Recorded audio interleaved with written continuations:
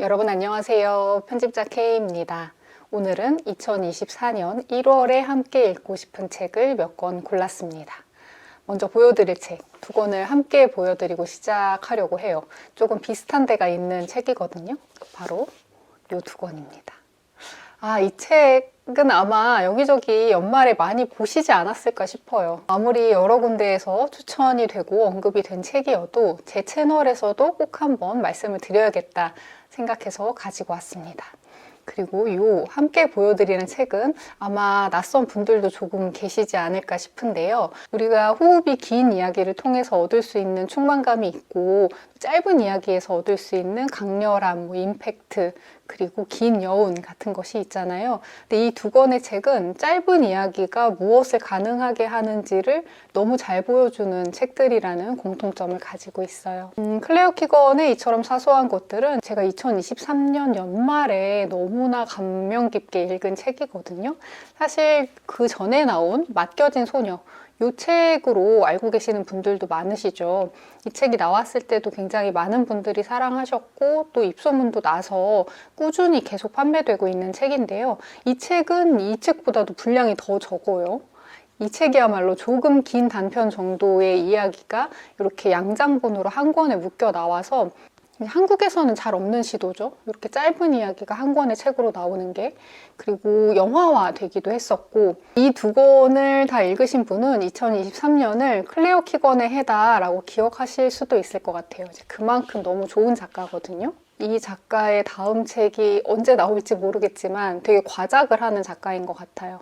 그렇지만 꼭 이 이름을 기억해두고 기다려야겠다라고 다짐을 했고, 특히 저는 이 책이 더 좋았어요. 물론 맡겨진 소녀도 좋았지만 이처럼 사소한 것들은 제가 매년 크리스마스에 반복해서 읽을 것이다 라고 다짐한 책이기도 해요.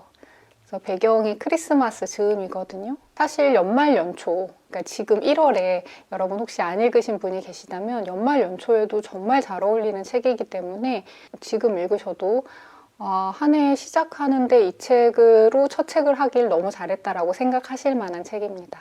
2009년에 쓰여진 맡겨진 소녀는 타임스에서 뽑은 21세기 최고의 소설 50권에 선정이 되었고요. 그리고 2021년, 얼마 만에 나온 거야. 이처럼 사소한 것들은 2022년 오웰상 소설 부문을 수상하고 부커상 최종 후보에 올랐습니다. 부커상 최종 후보에 오른 책 중에 가장 짧은 이야기다라고 알고 있거든요. 클레어 키건 본인이 말을 하기도 했지만 이 사람의 작업은 긴 이야기를 얼마나 압축적으로 내가 쓴 것을, 내가 혹은 구상한 것을 얼마나 많이 제거하고 드러내고 얼마나 압축적인 형태로 남길 것인가에 집중하는 데에 시간이 다 쓰이는 것 같아요. 그래서 짧은 이야기고 짧은 문장들의 모음이지만 한 문장 한 문장이 너무나 함축적입니다. 그래서 클레어 키건의 책은 빠르게 읽으시면 안 되고요. 아주 짧은 분량이어서 정말 순식간에 읽으실 수 있으시지만 한 문장 한 문장을 천천히 읽으시기를 꼭 권해드리고 싶어요. 그랬을 때 느낄 수 있는 문장과 문장 사이에서 뿜어져 나오는 짙은 여운들을 다 느끼실 수 있거든요. 그래서 꼭 천천히 읽으시기를 바라겠습니다. 맡겨진 소녀도 그렇고 이처럼 사소한 것들도 그렇고 저는 클레어 키건의 이 두 권을 읽으면서 떠올린 이미지는 수채화에 좀 가까워요. 수채화는 특성상 어떤 색을 칠하고 그 위에 다른 색을 더 칠했을 때 앞서 칠해진 색깔이 그 다음에 칠해진 색깔에 의해서 지워지지 않고 두 색깔이 겹쳐 보이면서 나타나는 제3의 색깔이 있잖아요. 클레어 키건의 이야기가 참 그렇다라는 생각이 들었거든요. 맡겨진 소녀의 경우에는 제목 그대로 어떤 한 소녀가 집안의 여러 가지 형편이 안 좋아서 이웃한 누군가의 집에 맡겨져서 한동안 생활을 하면서 벌어지는 일들을 담담하게 그린 작품이에요. 근데 이 소녀가 가지고 있었던 원래 집에서의 그 색깔이 있겠죠. 소녀의 세상의 전부였던 그 인생의 색깔이 있을 텐데 맡겨진 집에서 그래서 대리 부모 역할을 하는 사람들이 있고 그들의 사연이 있고 또 그분들과 함께 생활하면서 겪는 일들이 있을 텐데 그 새로운 색깔이 이 소녀의 인생에 덧입혀졌을 때 원래의 색깔과 새로운 색깔이 만나서 이 소녀에게서 어떤 색깔이 발생하는가 그것을 지켜보면서 이제 가슴이 막 미어지는 작품이거든요. 근데 이처럼 사소한 것들도 좀 그런 데가 있어요. 이 작품은 1980년대에 굉장히 어렵고 빈곤하고 모두가 추운 겨울을 보내고 있는 아일랜드의 한 소도시를 배경으로 하고 있습니다. 이제 거기 살고 있는 빌 펄롱이라는 인물이 우리의 주인공인데요. 펄롱은 가진 것 없이 태어나서 이제 빈 주먹으로 태어났다라는 묘사가 있을 만큼 그렇지만 누군가의 친절에 힘입어서 괜찮은 성인으로 자랐습니다. 결혼도 했고 슬하에 딸이 5이 있고 뭐 아주 넉넉하진 않지만 먹고 사는데 큰 지장은 없는, 그래서 이만하면은 그래도 내 인생 괜찮지라고 생각할 만한 인물이에요. 그렇지만 이제 자신의 어린 시절의 기억을 당연히 잊지 않고 살고 있기 때문에 인생이라는 것이 어느 한순간 다른 방향으로 틀어질 수 있다는 것을 너무 잘 알고 있고 하루하루 무탈히 보낼 수 있는 게 당연하지 않다는 것을 또 잘 알고 있는 인물입니다. 그렇기 때문에 이 사람에게는 이 일상을 소중하게 이어가고 부서지지 않게 지켜가는 것이 굉장히 중요할 수밖에 없겠죠. 이 사람이 석탄을 배달하는 일을 하는데 수녀원으로 자신이 배달한 석탄을 가지고 갔다가 그 수녀원에서 뭔가 불미스러운 일이 벌어지고 있다는 것을 직감하게 돼요. 어떤 현장을 보게 된 것이죠. 보고도 그냥 지나칠지도 모를 만한 어떤 상황을 보면서 평온한 듯 안온한 듯 했던 이 펄롱이라는 사람의 인생에 이 사람의 내면에 큰 파도가 닥쳐오게 됩니다. 이 작가 자신이 얼마나 깊이 숙고하고 10년 가까이 이 펄롱의 내면을 가만히 지켜보고 또 따라가 봤을지가 짐작이 되는 쉬운 언어로 오래 남는 작품으로 완성을 해냈습니다. 뒤에 신영철 평론가와 은유 작가님이 추천사를 쓰셨거든요. 근데 추천사도 굉장히 멋져서 제가 좀 읽어볼게요. 인간의 가능성이 서사의 필연성으로 도약하는 지점에서 소설이 끝날 때 우리는 우리가 이 세계를 포기할 수 없는 이유 하나를 얻게 된다. 이 작가가 단편 분량의 소설을 단행본으로 출간하는 것에 나는 불만이 없다. 이런 결말 뒤에 감히 어떤 다른 이야기가 시작될 수 있단 말인가. 그리고 은유 작가님은 날마다 기계적으로 전개되는 일상에 복무하는 한 사람을 멈춰 세우는 힘은 무엇일까? 핀셋으로 뽑아낸 듯 정교한 문장들은 서로 협력하고 조용하다 한 방의 시적인 순간을 탄생시킨다. 그것은 뒤돌아보는 인간의 탄생이다. 가족 인간이기를 멈추는 선택이다. 이 표현이 너무 와닿았어요. 뒤돌아보는 인간을 어떻게 만드는가, 어떻게 독자로 하여금 설득당하게 하는가가 이제 클레어 키건이라는 작가의 저력을 보여주는 것인데, 가족 인간이기를 멈추고 뒤돌아보는 인간이 될 수 있었던 혹은 그 길을 선택했던 한 인물의 삶을 여러분도 연초에 따라가 보시면 어떨까 싶습니다. 첫 문장을 읽어볼까요? 10월에 나무가 누래졌다. 이렇게 시작합니다. 표지가 정말 작품을 다 읽고 나면 다시 보여요. 피터르 브리헐의 눈 속의 사냥꾼의 일부를 잘라서 쓴 표지인데요. 브리헐은 성경의 어떤 장면들을 모티브로 그림을 그리는데 이제 그것만 그리는 건 아니지만 그렇게 그릴 때도 그 배경 요소들은 자신이 살고 있는 마을의 풍경 이미지를 가지고 와서 그렸어요. 굉장히 민속적이고 휴머니즘이 가득한 그림을 그리는 사람이거든요. 근데 이 작품하고 이 그림이 굉장히 찰떡인 것 같습니다. 자연과 인간이 한 화폭에 어우러지는 그림. 그게 이제 클레어 키건이 인물 하나하나를 아까 그 은유 작가님이 말씀하신 것처럼 핀셋으로 정교한 문장으로 한 인물의 삶을 그리면서도 큰 시야로 이 사람의 운명, 삶이라는 어떤 숙명, 그것의 숭고함 같은 것을 좀 큰 시야로 감싸는 것도 배움에 은은하게 깔아두고 있기 때문에 이 작품하고 굉장히 닮은 소설이라는 생각이 들었습니다. 같이 보여드리는 유디트 헤르만의 레티파크, 이것도 만만치 않습니다. 이 레티파크는 정말 짧은 분량의 소설들이 여러 편이 실려 있는데 하나, 둘, 셋, 3장. 첫 작품은 딱 3장짜리예요. 이런 초단편으로 가능한 게 무엇인가? 제가 유디트 헤르만 굉장히 오래전부터 좋아했거든요. 여름별장 그 후, 단지 유령일 뿐, 알리스 같은 초기의 소설집들도 한국에 출간이 됐었어요. 그래서 지금은 안타깝게도 절판이어서 요 마라카스 출판사에서 이어서 복간을 해주시려나 약간 기대를 하고 있거든요. 근데 이제 레티파크가 그래도 새롭게 나와서 너무 반가운 마음으로 읽었습니다. 유디트 헤르만도 클레어 키건처럼 굉장히 짧은 이야기에 강력한 무언가를 담아놓는 데에 아주 저력이 있는, 내공이 있는 작가인데요.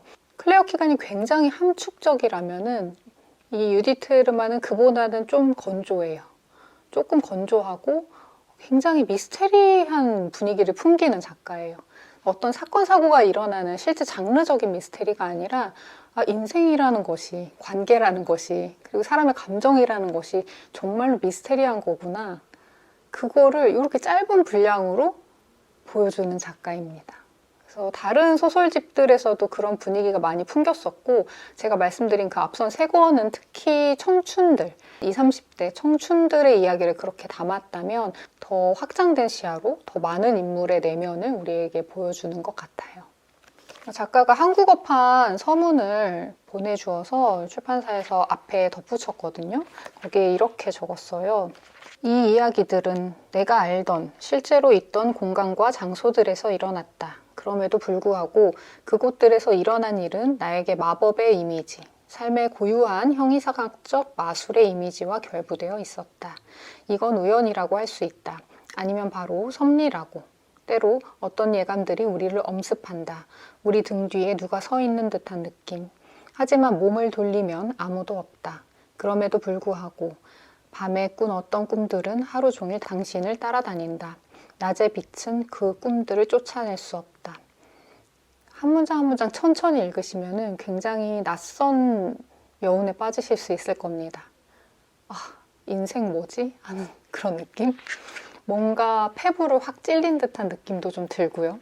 이 앞에 딱 이 3페이지짜리 소설을 간단하게 설명을 해볼까요? 사실 설명이 거의 무의미한 작가라고 저는 생각을 하지만 첫 문장이 아침에 석탄이 도착했다라고 시작이 돼요. 이 클레어 키건 작품에서도 석탄이 나오는데 우리는 일찍 일어났고 마지막 장작을 난로에 넣었다. 그래서 우리라고 적힌 걸 보니까 뭐 2사람 이상의 누군가들이 있는 거고 마지막 장작을 난로에 넣었으니까 이제 지금 받은 석탄을 옮겨서 겨울을 보내려나 보다라고 짐작이 되죠.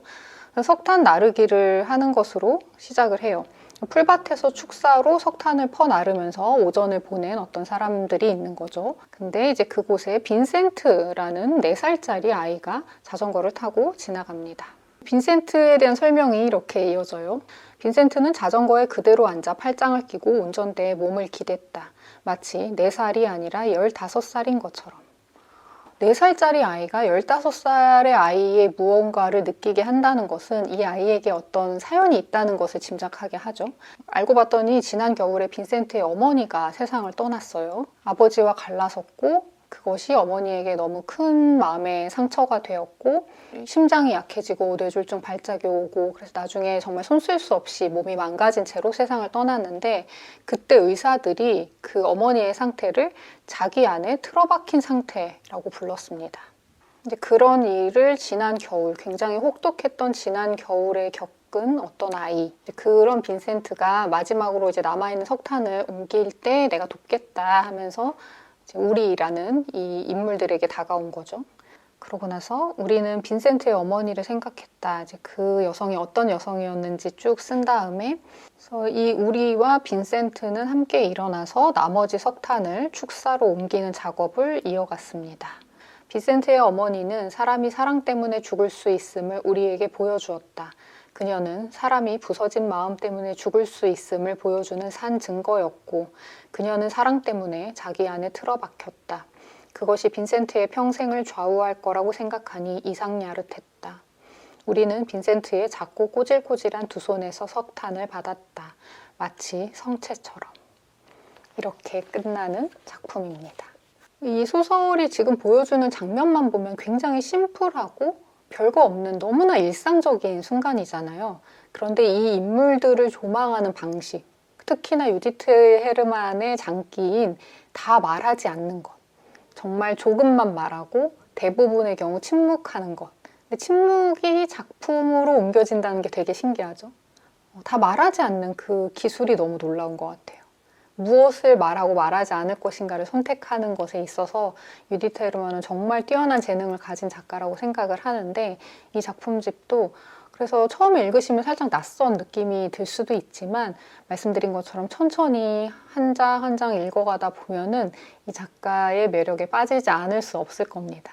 굉장히 오랫동안 좋아해온 작가입니다. 그래서 언젠가는 말씀을 드릴 기회가 있겠지 했는데 이렇게 말씀을 드리네요.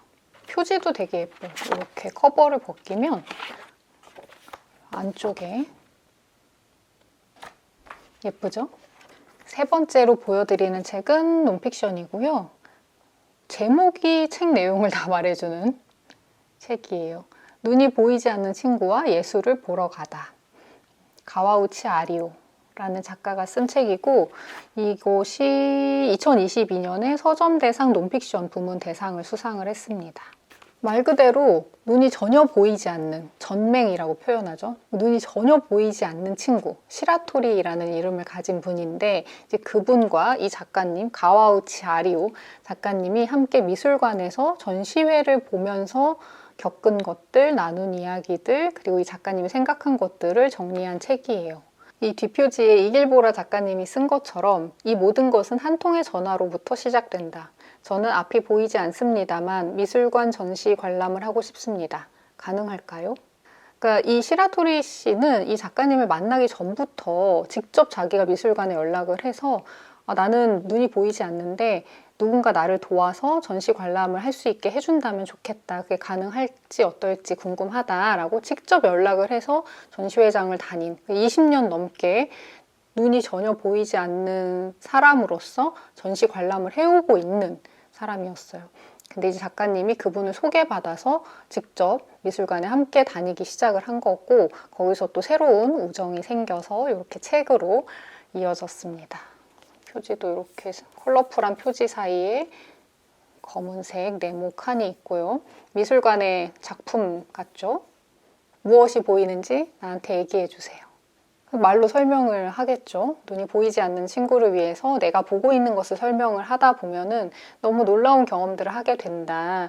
이게 이분뿐만이 아니라 이분의 친구분들 그리고 시라토리 씨가 연락을 해서 미술관 측에서 함께 전시 관람을 도와준 스태프들도 공통적으로 하는 이야기인데 눈이 보이는 친구들과 관람할 때는 보지 못했던 작품의 디테일이나 보지 못했던 작품의 어떤 면들을 내가 눈이 보이지 않는 친구를 위해 설명하면서 새롭게 보게 된다는 거죠. 그런 경험을 공통적으로 다들 하는 거예요.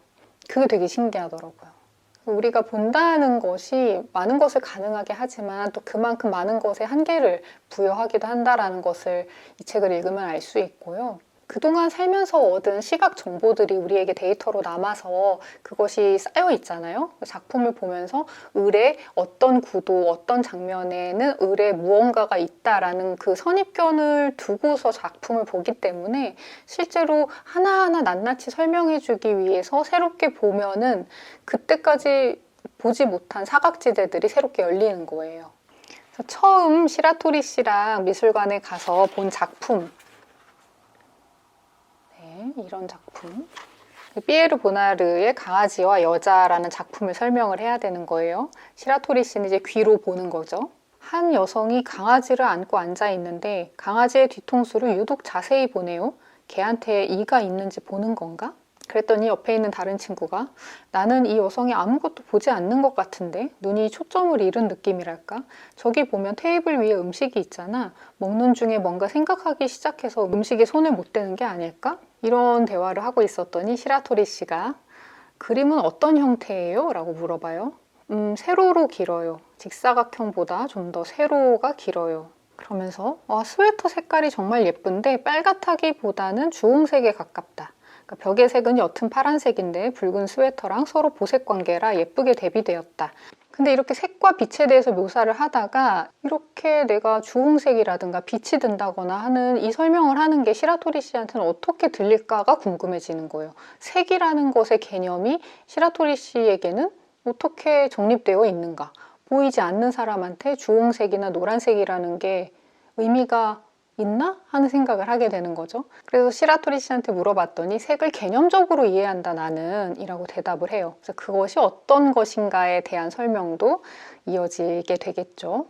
이 시라토리 씨라는 이 분 자체가 굉장히 매력적인 분이기도 하고요. 글도 유머러스하고 편안히 쓰여져 있어서 뭐 논픽션 서점대상 이런 걸 받았다라고 해서 되게 무게 있고 어렵고 난해한 책이 아니라 정말 이 사람들이 함께 전시회장을 가서 거닐면서 나누는 대화를 엿듣는 느낌입니다. 중간중간 작품 이야기도 나오고 사진도 나오고 그림도 나오고 자료들을 보면서 같이 읽는 즐거움도 있고, 그래서 이 책을 읽고서 전시회장을 가게 되면은 분명히 생각날 수밖에 없을 것 같아요. 내가 시라토리 씨랑 여기에 있다면 나는 내가 본 것에 대해서 어떻게 설명할 것인가. 그리고 물론 시라토리 씨와 어딘가에서 만나서 어딘가로 이동하고 하는 과정에서 느낄 수밖에 없는 이동권의 문제에 대해서도 생각할 만한 거리가 많은 책이고요. 추천을 해드리고 싶습니다. 그리고 보여드릴 책은 또 역시나 같이 보여드리게 됐는데요. 제 채널 구독하시는 분 중에 시집 읽고 싶은데 어떻게 읽어야 할지 모르겠다라고 생각하시는 분들이 계시다면 추천을 해드리고 싶은 책이거든요. 그 책은 이렇습니다. 네. 이건 제가 만든 책이고요. 이것은 문학과 지성사에서 나온 책인데요. 이 책을 먼저 말씀드리자면은 허수경 시인은 아시죠, 여러분? 허수경 시인이 타계한 지 5주기가 되어서 그 5주기를 기념하고자 후배 시인들, 동료 시인들이 허수경 시인의 시 중에서 자신이 특별히 좋아하는 시를 2편씩 고르고 그 2편의 짧은 산문을 덧붙인 책입니다. 허수경 시인의 초기작부터 이제 작고하기 전까지 펴낸 시집을 한번 좀 훑어보는 역할도 해주고, 그 시들을 고른 후배 시인들의 산문을 같이 곁들여서 읽으면서 허수경 시인의 시는 이렇고 이 시를 시인들은 이런 식으로 감상하는구나를 한 번 더 엿볼 수 있는 그런 구성의 책이에요. 그래서 차례를 보시면은 이렇게 시집 제목이 있고, 이 시집에서 후배 시인들이 고른 시, 이렇게 꽤 많은 시들을 읽을 수 있죠. 총 83편이 실려 있다고 해요. 50명이 넘는 시인들이 고른 시고요. 그래서 이렇게 차례 다음에 특이하게 차례 다시라고 적혀 있어요. 그래서 앞에 차례는 시가 실린 순서라면은 이 차례 다시는 어떤 시인들이 어떤 시를 골랐는가, 그 시가 몇 페이지에 수록되어 있는가를 나타내는 또 다른 차례입니다. 그래서 허수경 시인이 펴낸 시집 순서대로 읽고 싶은 분들은 그냥 책을 그대로 읽으시면 되고, 내가 좋아하는 젊은 시인을 찾아서 이 사람이 고른 시를 먼저 읽고 싶다라든가 그렇게 특정 시인이 고른 시를 찾아서 읽고 싶다 할 때는 이 2번째 차례를 이용하시면 되는 거죠. 저도 정말 사랑하는 시인이고 작가들도 또 독자분들도 오랫동안 좋아한 시인이기 때문에 허수경 시인의 시집을 한번 쭉 훑으면서 시를 조금씩 읽어가는 연습을 한다는 것은 너무 좋은 일인 것 같아요. 그리고 내가 좋아하는 젊은 시인이 있다면 그 시인의 취향, 그 시인의 선택을 엿보는 즐거움도 있고, 그리고 같이 보여드린 제가 만든 책은 이것입니다. 하나는 문학동네 200번째 시집이에요. 우리를 세상의 끝으로. 문학동네 시집이 벌써 200번이 나왔습니다. 제가 문학동네 입사한 게, 그러니까 다른 회사 다니다가 이직을 한 게 2012년이었거든요. 그러고 입사한 해에 만든 시집이 18번, 다정한 호칭. 이 첫 번째로 제가 만들었던 시집이에요. 근데 지금 200번이 됐습니다. 200번째 시집을 2023년 말쯤에 만들면서 굉장히 많은 소회에 잠겼었고, 제가 그 다정한 호칭 만들 때가 30살이었는데 이제는 40대가 되어서 내 30대 전부가 이 시인선과 함께 했구나 라는 좀 개인적인 감상이 많이 들었습니다. 그래서 만들면서도 그런 생각 많이 했고, 어떤 시집 시리즈에서 뭐 100번, 200번, 300번 이렇게 특별한 번호를 기념할 때 그 전에 나왔던 시집들을 정리하는 시선집을 많이 꾸리는데, 문학동네 시인선은 100번도 그렇고 200번도 그렇고 냈던 시집들을 정리하는 게 아니라 앞으로 펴낼 시집을 미리 보여드리는 형식, 그래서 이름도 티저 시집이라고 되어 있는데요. 이렇게 티저 시집 형태로 이번에도 꾸렸어요. 그래서 문학동네 시인선에서 앞으로 펴내게 될 시인들에게 신작시를 받고, 그리고 시란 무엇인가 라는 되게 큰 질문이죠. 이런 큰 질문을 공통 질문으로 드려서 한 문장으로 답해달라고 그 문장이 뭐 길 수도 있고 짧을 수도 있지만 한 문장으로 답해달라라고 부탁을 드려서 그렇게 엮었습니다. 그래서 50명의 시인의 신작시 한 편과 시란 무엇인가라는 사실 시인들이 가장 많이 받는 질문 중에 하나이거든요. 독자분들께도 많이 받는 질문이고 그렇게 50개의 문장이 같이 엮일 수 있었던 책입니다. 그래서 저도 50명의 시인하고 소통하면서 시 받고 뭐 시란 무엇인가에 대한 대답 받고 하면서 너무 재밌었어요. 시인들마다 뭐 시의 성격도 다르고 톤도 다르고 시란 무엇인가라는 그 대답들도 다 저마다 너무 다르니까 이렇게 짧은 시론 이것도 일종의 시론이라고 할 수 있지 않나? 이렇게 짧은 시론 50개를 읽을 수 있다니 너무 재밌다 하면서 만들었던 시집입니다. 제목인 우리를 세상의 끝으로는 안희연 시인께서 시란 무엇인가 라는 질문에 대한 대답을 해주셨는데 이제 그 중에서 따와서 제목으로 썼습니다. 그 부분 그럼 읽어볼까요? 안희연 시인이 뭐라고 했는지. 시란 무엇인가? 시는 신발, 우리를 세상의 끝으로 데려가는. 시는 탐색견의 코, 한 사람의 실종을 집요하고 용맹하게 추적하는. 이렇게 적어주셨어요. 박연준 시인은 시란 무엇인가에 시란 작아지지 않는 슬픔, 그게 좋아서 첨벙첨벙 덤비는 일이라고 적어주셨고요. 임유영 시인은 무언가 더욱 중요한 것이 있다는 생각을 잊지 않게 해주는 것. 이 50명 중에 분명히 이 사람 시집 궁금하다 하는 사람 몇 있지 않을까 짐작을 해보고 이제 그분들이 앞서 펴낸 시집을 찾아 읽으시면서 이분들의 새 시집을 기다리면 좋지 않을까 생각을 해보고요. 그리고 같이 보여드린 책은 이거는 정말 딱 200번 내면서 기념으로 낸 책이에요. 그래서 한정으로 판매하는 책이라서 이제는 수량이 많지는 않은데요. 왜 한정이냐? 정가가 3,000원인 책이에요. 3,000원. 문학동네 시인선 1번부터 199번까지의 시집들에 쓰인 시인의 말만을 모은 책입니다. 내가 아직 쓰지 않은 것이라는 제목을 붙였고 이 제목은 윤성학 시인이 쓴 시인의 말에서 제가 좋아서 이렇게 형광펜으로 표시해 두었다가 제목으로 붙였어요. 시인의 말은 시집의 원고에서 가장 마지막에 쓰여요, 대부분. 시집 원고를 다 정리하고 편집자랑 교정지 주고받고 하는 그 모든 과정을 끝낸 뒤에 시인의 말을 다시 쓰거나 뭐 수정하는 일도 많고요. 그런 식으로 해서 어찌됐건 대부분의 경우 이 시집에서 가장 마지막에 쓰이는 글인데 공교롭게도 시인의 말이 시집의 맨 앞에 놓이죠. 그래서 시집의 문고리 역할 같은 것을 하고 또 첫인상을 좌우하기도 합니다. 그래서 어떤 분들은 시인의 말만 읽고 그 시인의 말이 내 취향이면 시집을 산다 하는 분들도 계시고 저도 그 방법이 꽤 괜찮은 방법이라고 생각을 하거든요. 2010년 겨울부터 2023년 여름까지 그렇게 시간의 흐름을 함께 느낄 수 있고 계절이 가는 것도 함께 느낄 수가 있고 그 역사를 훑어볼 수 있어서 200번 저 티저 시집이 미래를 향하는 시집이었다면 이 시인의 말 모음집은 시인선의 과거를 한번 정리해보는 계기가 되어준 책입니다.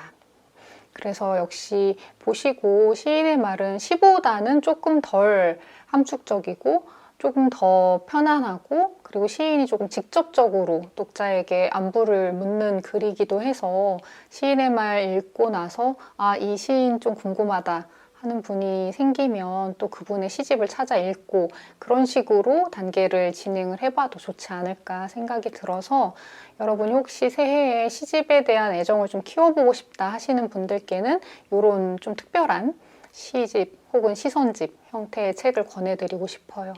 그리고 말이 나온 김에 겸사겸사 홍보 멘트를 한번 하고 가자면 제가 그 시인선 만들면서 뉴스레터, 메일링 서비스죠. 일종의 우리는 시를 사랑해라는 메일링 서비스를 진행을 하고 있는데 예전에 영상에서도 한번 소개를 해드린 적이 있고요. 2021년에 시작해서 벌써 꽤 횟수가 지났습니다.